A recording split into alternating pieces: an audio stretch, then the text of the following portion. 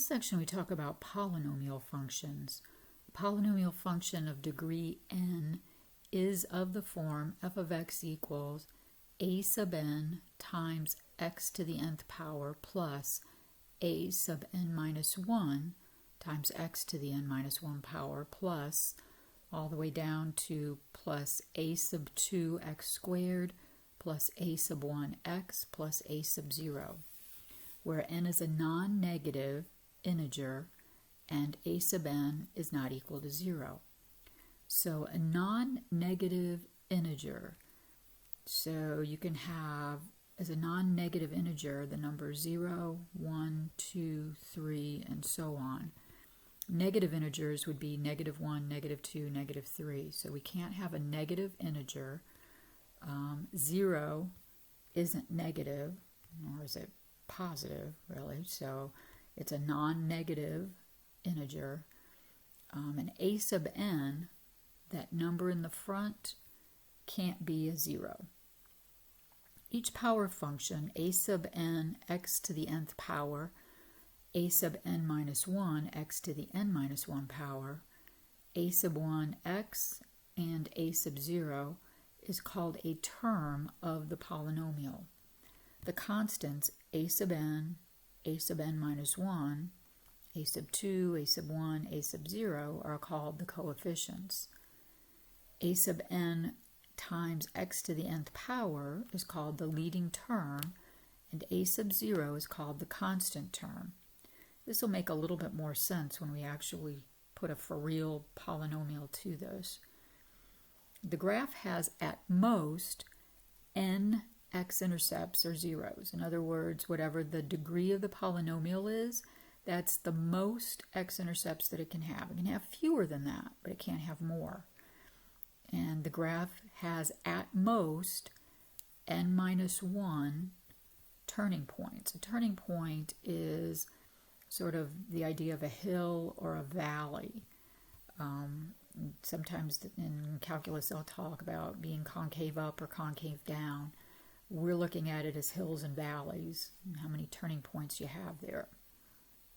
For large values of x, the graph will resemble the graph of a power function g of x equals a sub n x to the nth power, given by the leading term of f of x. So in example 47, all we're doing is figuring out, is it a polynomial or not? And if it is, state the leading term, the degree of the polynomial, and the leading coefficient. If it is not, state why it is not a polynomial. So for letter A, f of x equals 3x squared minus 7x to the fifth plus 8x minus 2. We're used to writing polynomials in descending powers of x. And this is a polynomial, and let's take a look why. If I write it in descending powers of x, negative 7x to the fifth plus 3x squared plus 8x minus 2, I can see that each of the terms of this are power functions, right? Negative 7x to the fifth, power function. 3x squared, power function. 8x, power function. Negative 2, that's a constant. But this, in descending powers of x now, when I take a look at that first term, that is my leading term. It's the one with the biggest power. So if I write it in descending powers of x, then the leading term is going to be the guy in front, negative 7x to the fifth. If I don't write it in descending powers of x, it's still negative 7x to the fifth is still my leading term, even though it's not in front. All right. The leading coefficient, that's the number negative 7. Coefficient is just a plain number, and the degree of the polynomial is the power on your leading term. So this is a 5th degree polynomial. For letter B, f of x equals the quantity 3x plus 2 divided by the quantity x minus 1. This is not a polynomial.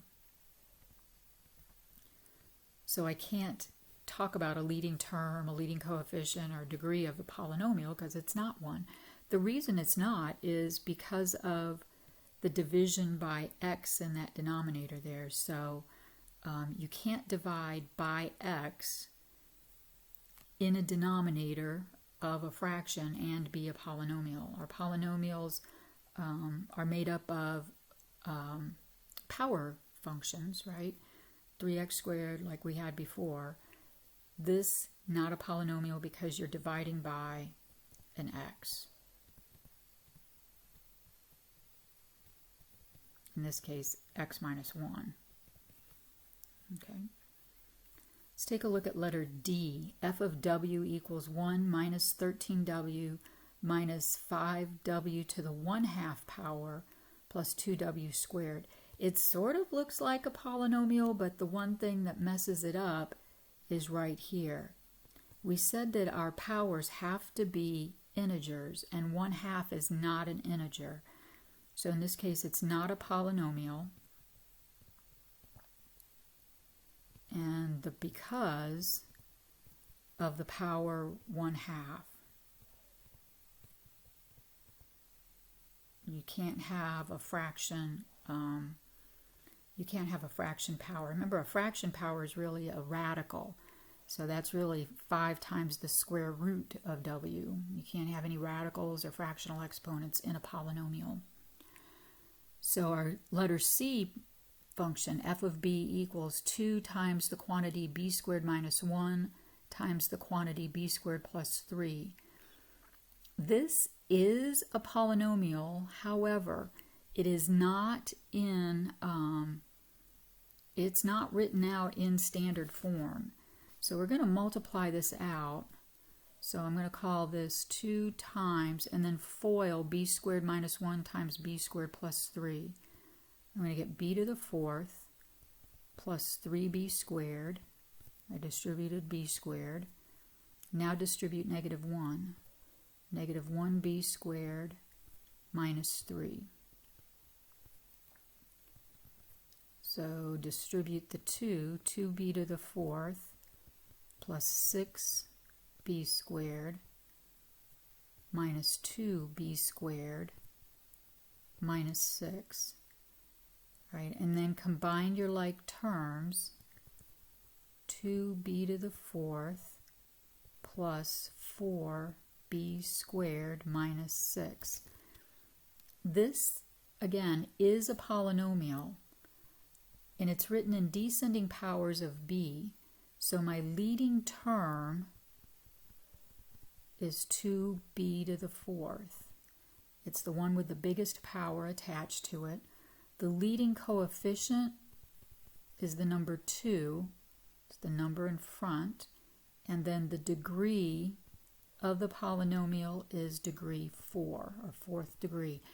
But in order for you to tell all of this, you really need to put this in standard form.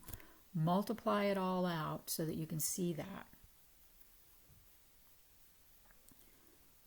For this next problem, state the end behavior of the following power functions. This goes back to page 6 in your notes. The end behavior, it's an even polynomial and a negative in front, which means left end down, right end down. So left end falls, or left end down, right end falls. This is where you can take a look on your calculator as well if you've forgotten this and do a double check. Type in negative 3 x to the 4th, graph it, and check out what's the left side doing and what's the right side doing. Both ends are down.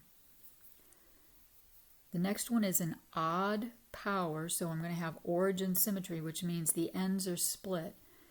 And there's a negative in front, so it's going to go downhill when I split my ends. In other words, from left to right, we're sliding down. Left up, or left rises, and the right end falls.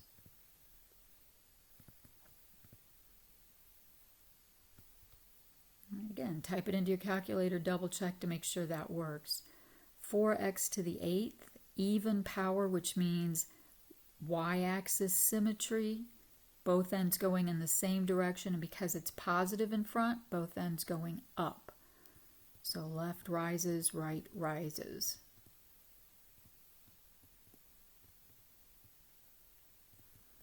We're looking at, again, what the ends are doing. So left end, right end. All right. This end behavior is going to come into play when we look at a full-on polynomial, because when we look at the leading term, that's going to fall in line with what the entire polynomial is going to do in terms of its end behavior.